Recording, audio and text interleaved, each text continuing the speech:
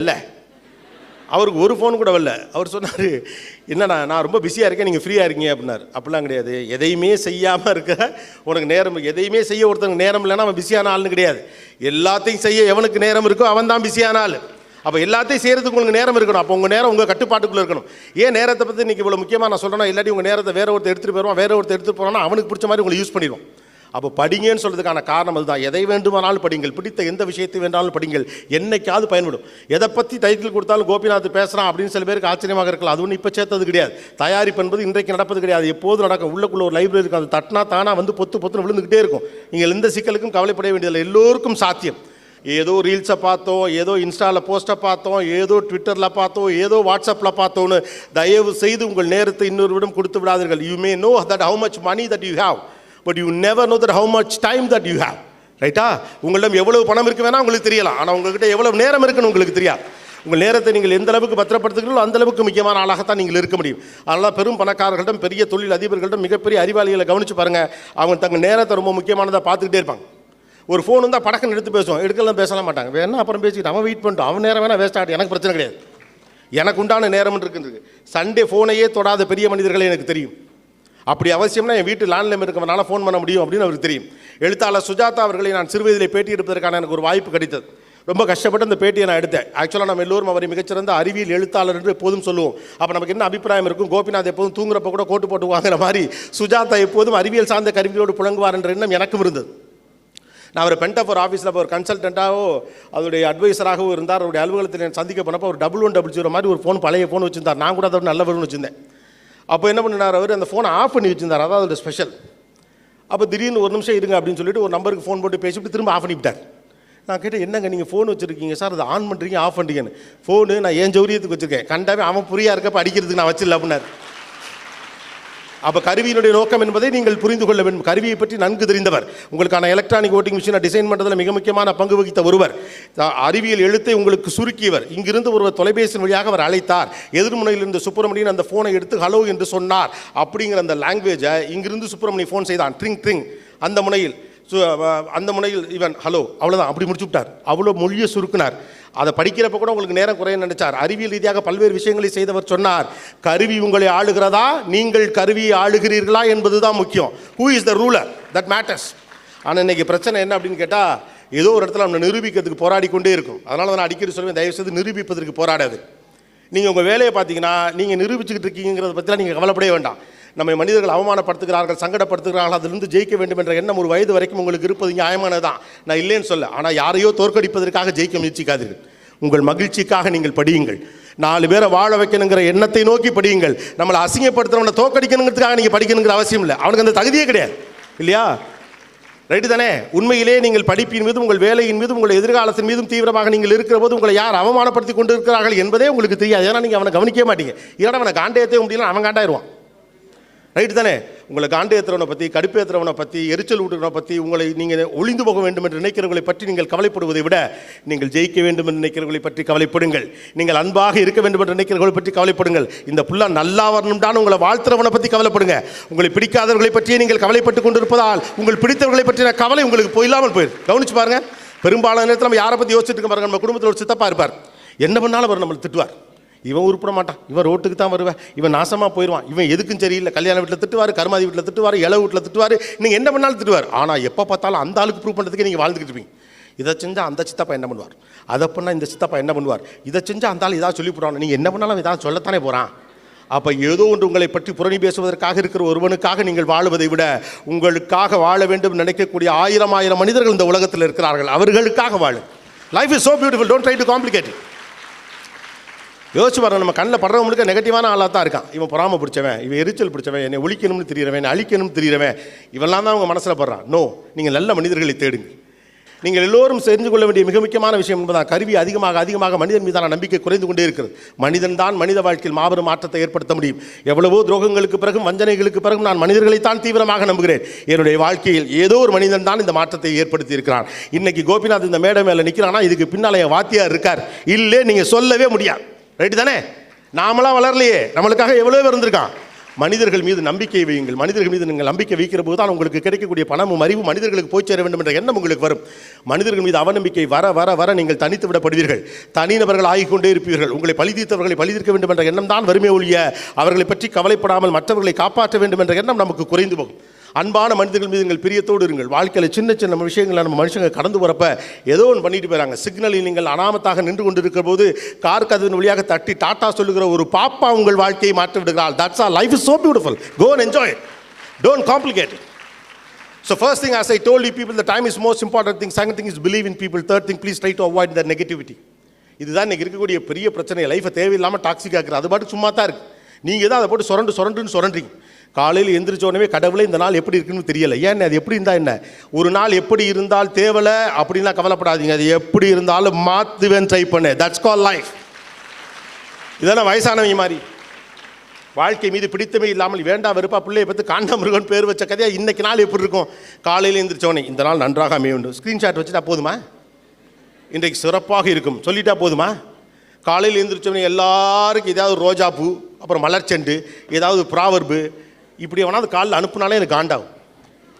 என் வாழ்க்கை இதெல்லாம் இல்லாமலே நல்லா தான் இருக்குது. உங்களுக்கு என்ன பிரச்சனை இப்போ லைஃப்பில்? நாமளாக தான் லைஃப்பை டாக்ஸிக் பண்ணிக்கிட்டே இருக்கோம். Don't try to complicate life. Life is so beautiful. Life is very simple. Life is very interesting. Life is all of challenges. So good. இங்கே பேசின பசங்கள்ட்ட எனக்கு பிடிச்ச விஷயம் அதுதான்.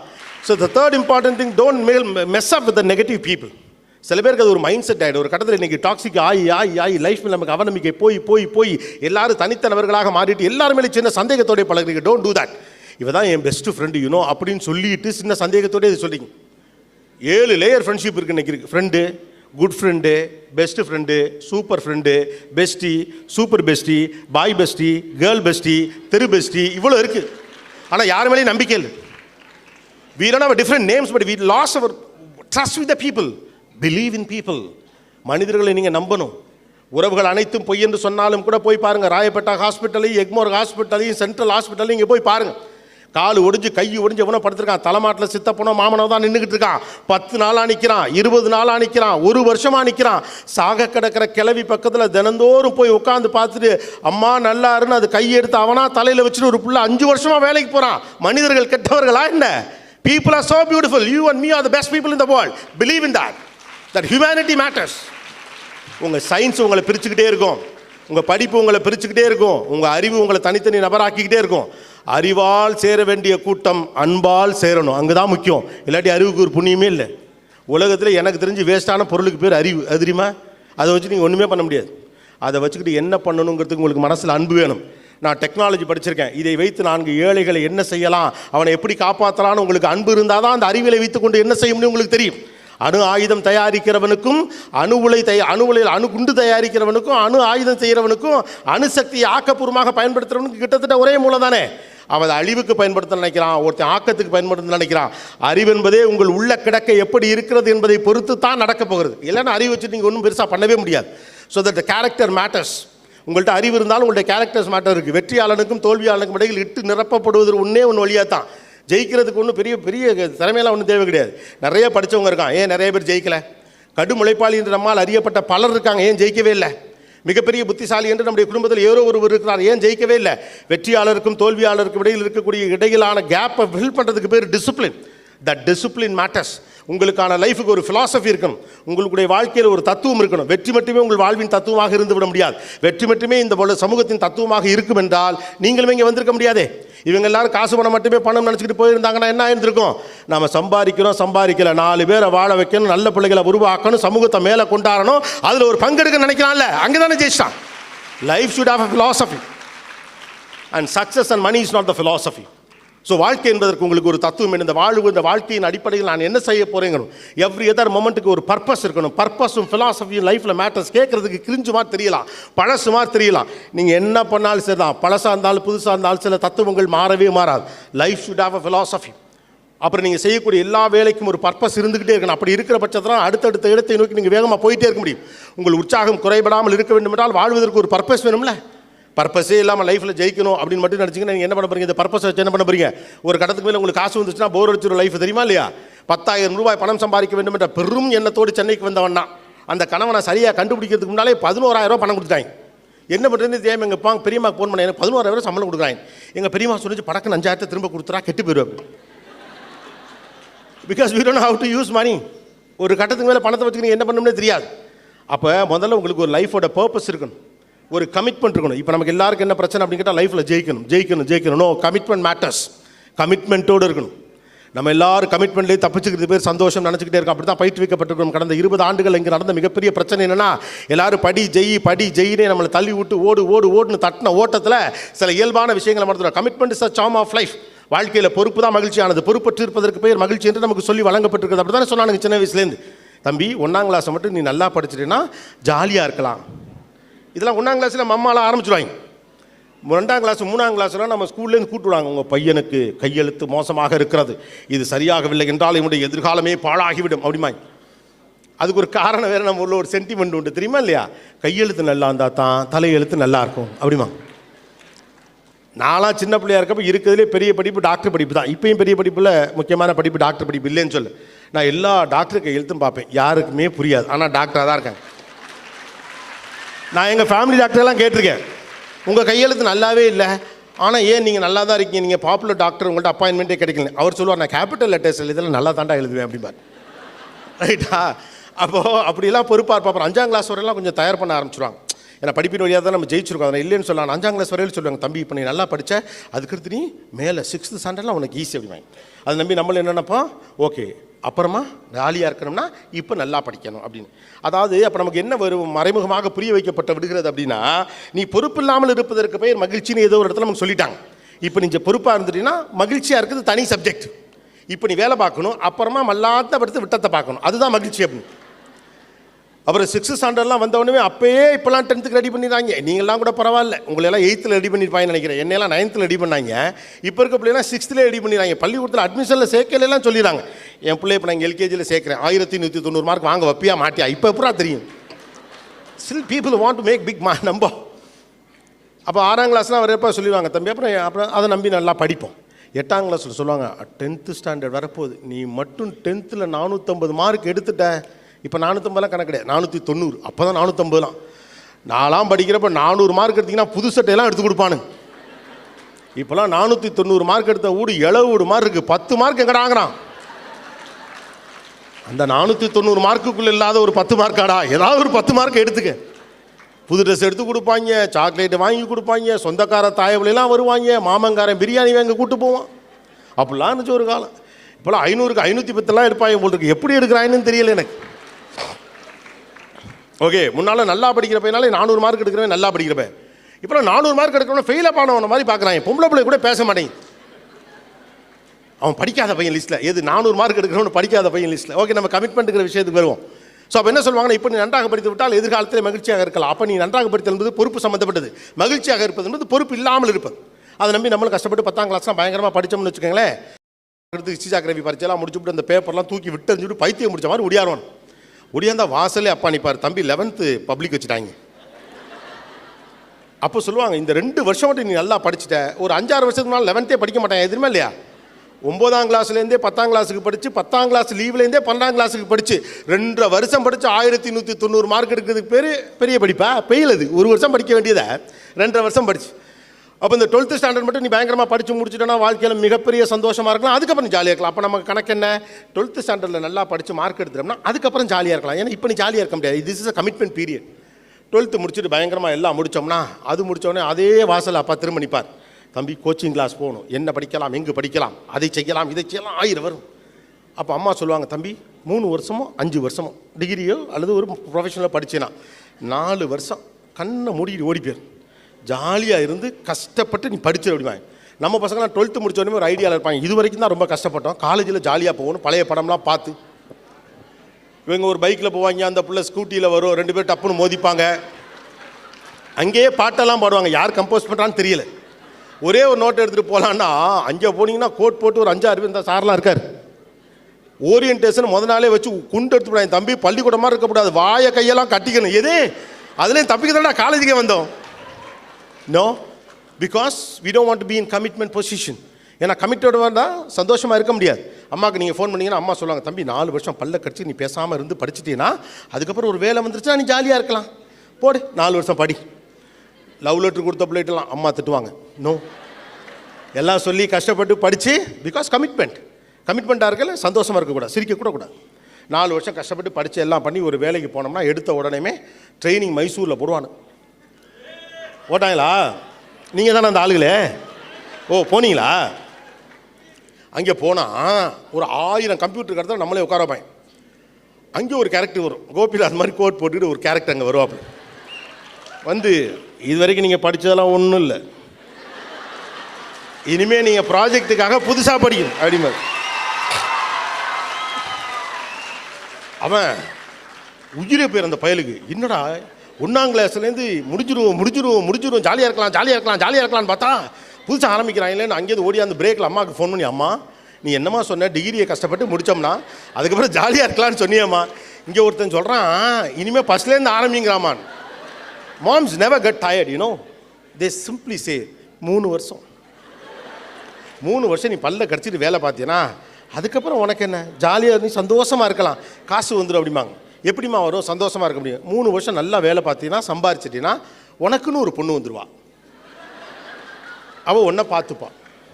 சேம் கதை பக்கத்து சீட்டில் இருக்க பிள்ளைகிட்ட அம்மா திட்டுவாங்க. மாம்ஸ் கம்ஸ் வித் யூ, அம்மா ஃபோட்டோ முன்னால் மாட்டிட்டு அப்பா ஃபோட்டோ இங்கே வச்சுட்டு பிடிச்ச சாமி ஃபோட்டோ முன்னால் வச்சுட்டு தொட்டு 3 கும்பிட்டுக்கிட்டே படிப்போம், வேலையை பார்ப்போம். எல்லாம் முடிச்சு நம்ம சொன்னதுபடி நம்முடைய கணக்கு என்ன, திருமணமான பிறகு நம்ம பார்த்துக்க ஒரு பொண்ணு வருவான்னு அந்த பையன் நினச்சிக்கிட்டு இருப்பான். ஓகே, அவனுக்கு ஒன்றும் பெரிய ஆசையெல்லாம் கிடையாது. கௌதம் மேனன் படம், மணிரத்னம் படம்லாம் பார்த்து காலையில் அவர் தூங்கி எந்திரிப்பார் பெட்டில், ஒரு பொண்ணு மல்லிகைப்பூலாம் வச்சுட்டு ஈரத்தலையோடு வரும்.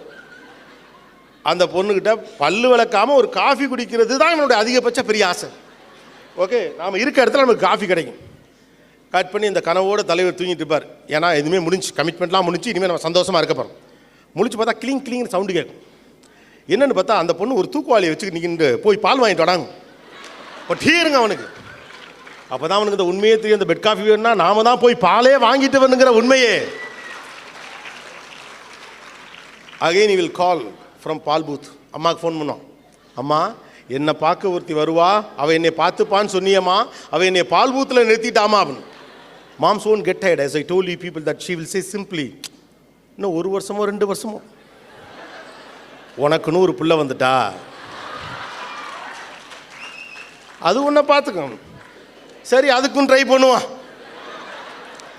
அண்ட் தென் பாப்பா கம்ஸ். அது கத்து உங்கள் வாழ்க்கையில் அறிமுகமே இல்லாத எல்லா விஷயத்தையும் செய்ய சொல்லுவாங்க. அது வரைக்கும் இந்த பொண்ணு இவனுக்கு சூடாக இட்லி வச்சுருக்கும், ஷூ எடுத்து கொடுத்துருக்கும், கர்ச்சீஃப் எடுத்து கொடுத்துருக்கும், மேட்சிங் ட்ரெஸ் போட்டு விட்டுருக்கும், ஆல். இவன் இதெல்லாம் கடவுளே இதெல்லாம் என்ஜாய் பண்ணலாமா கூடாதானே என்ஜாய் பண்ணிட்டு இருப்பான். கட் பண்ணோம்னா, ஐயோ பாப்பா அழுகுது, ஐயோ பாப்பா தூங்கலை, பாப்பாவுக்கு பால் வேணும், ஏமா இட்லி வேணும், பாப்பாவுக்கு பால் வேணும், ஏமா ஹேண்ட்பேக் இது பைக்கு சாவி இங்கே இருக்குது, இருக்க இடத்துல தான் இருக்குது, பாப்பா அழுகுது. கட் பண்ணால் ஒரு நாள் என்ன ஆகும், 7 மாமனார் வீட்டில் ஒரு கட்டில் வாங்கி கொடுத்துருப்பானு. நீங்கள் தூங்கும்போது பாப்பா மேலே கையை போட்டிங்கன்னு எட்டி உதச்சி இந்த கட்டாந்தரையில் படுக்க வச்சுருப்பாங்க. யார் அந்த பையன்? 1ஆம் கிளாஸில் இப்போ நீ நான் ஒழுங்காக இருந்தீங்கன்னா பின்னால் நீ ஜாலியாக இருக்கலான்னு சொல்லி வளர்க்கப்பட்ட பையன். அன்னைக்கு அம்மாவுக்கு அவன் ஃபோன் பண்ண மாட்டான், அந்த ஃபேனையே பார்ப்பான். அதில் கோபிநாத்தோட முகம் வரும்.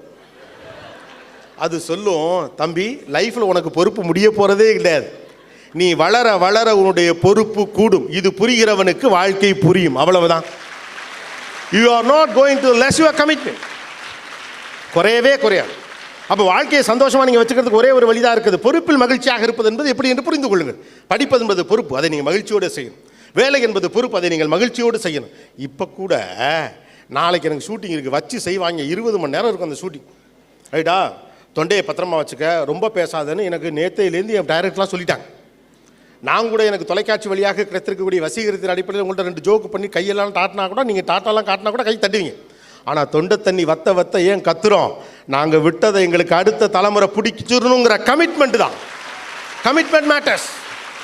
What ever you do with your commitment, because commitment is the charm of life. Commitment வேற, மகிழ்ச்சி வேற இல்லை. கமிட்மெண்ட்டே மகிழ்ச்சி தான். உங்கள் தந்தைகிட்ட நீங்கள் கற்றுக்கொள்ள வேண்டிய மிக முக்கியமான விஷயம் அதுதான்.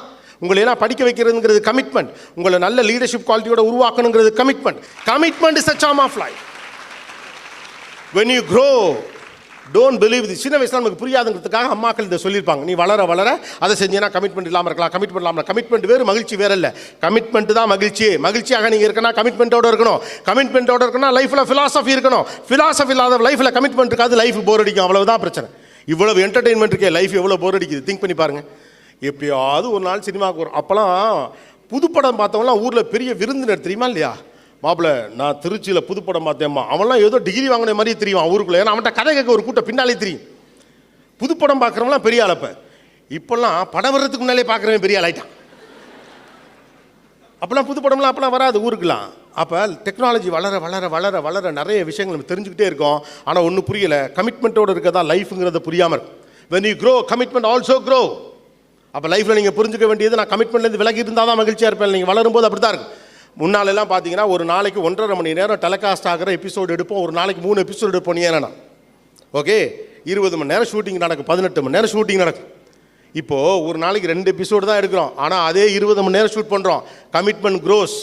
3 எபிசோடு இடத்துல 2 எபிசோடு தான் எடுக்கிறோம். ஏன் எடுக்கிறோம்? ஆனால் 18 மணி நேரம் ஏன் எடுக்கிறோம்னா, அவ்வளவு நேரம் எடுத்தால் தான் இன்றைக்கி இருக்க ஆடியன்ஸுக்கு அதே அளவுக்கான தகுதியான ஒரு குவாலிட்டியான ப்ராடக்டை கொடுக்கணும். எங்களை நம்பி இவ்வளோ பேர் பார்க்குறாங்க, அவங்களுக்கு நாங்கள் நியாயமாக நடந்துக்கணும். Commitment matters. when you grow commitment also grow. நீங்கள் வேணால் அவரை கேளுங்க. அவரோட நான் இன்டர்வியூ பண்ணுறப்பே அவர் சொன்னார், ஓகே மேலே போக போக போகலாம் முதலாளிகள் ஃப்ரீ ஆகிடுவாங்கன்னு நினைக்கிறீங்க. அதெல்லாம் கிடையாது. அடையார் ஆனந்தமோட எண்ணிக்கை அதிகமாக அதிகமாக அவர் கமிட்மெண்ட் கூட தான் செஞ்சிச்சு. பட் ஏன் ஜெயிக்கிறாங்க அப்படின்னு கேட்டிங்கன்னா, அந்த கமிட்மெண்ட்டை பிடிச்சிக்கிட்டு எப்படி மேலே வரணும்னு உங்களுக்கு தெரிஞ்சிருக்கு. Commitment again a charm of life. This is the only message I just wanted to pass on you people. Don't go away from your commitment. உங்கள் கமிட்மெண்ட்லேருந்து உங்கள் அம்மா அப்பாக்கள் விலகி இருந்தாங்கன்னா நீங்கள் கிடையாது. அப்பாக்கள் அந்த கமிட்மெண்ட்டோட மகிழ்ச்சியாக இருக்க பழகுனதுனால தான் பிள்ளைகள் நீங்கள் வளர்ந்து நிற்கிறீங்க. இங்கே இருக்கக்கூடிய எல்லோரும் ஏதோ ஒரு வேலையிலோ பெரிய பதவிகளோ பெரிய அளவுக்கு படித்தவர்களாக இருக்கிறாங்க உங்கள் ஃபவுண்டேஷனில். ஆனால் அவங்க தங்களுடைய வாழ்க்கையை மட்டுமே பார்க்கணும்னு நினச்சிருந்தா கிடையாது. இந்த பிள்ளைங்க நல்லா வரணும்னு நினச்ச அந்த கமிட்மெண்ட் தான் உங்களை ஆளாக்கியிருக்கு. ஸோ பாயிண்ட் நம்பர் 1, ஒரு நாளும் நீங்கள் உங்களை பற்றி தாழ்வாக நினைக்காதீர்கள். 2வது, உங்களை வெறுப்பவர்களை பற்றி நீங்கள் கவலைப்பட்டு கொண்டு இருக்காதீர்கள். உங்களை சந்தோஷமாக வைத்திருக்கிறவர்களை பற்றி நீங்கள் கவலைப்படுங்கள். 3வது, தயவு செய்து நெகட்டிவிட்டியாக இருக்கிறவங்க சற்று விலகி இருங்கள். உங்களுக்குள்ள பாசிட்டிவாக எவ்வளவு இருக்க முடியும் அதை பற்றி பாருங்கள். மகிழ்ச்சியோடு வளர முடியும் என்பதை இயல்பாகவே புரிந்து கொள்வது ரொம்ப முக்கியமானது. 5வது, கஷ்டப்படக்கூடிய பிள்ளைகள் வாழ்க்கையில் ஜெயிப்பதன் வழியாக கஷ்டப்படுகிற பிள்ளைகளுக்கு புதிய வாழ்க்கையை வழங்க முடியும். 6வது, அறிவுதான் கொடுக்க கொடுக்க வளரக்கூடிய மாபெரும் விஷயம். உங்களிடம் எது இருக்கிறதோ அதை பகிருங்கள். 7வது, உங்களுடைய நேரத்தை மிச்சப்படுத்துங்கள். அதில் என்ன முடியுமோ அதை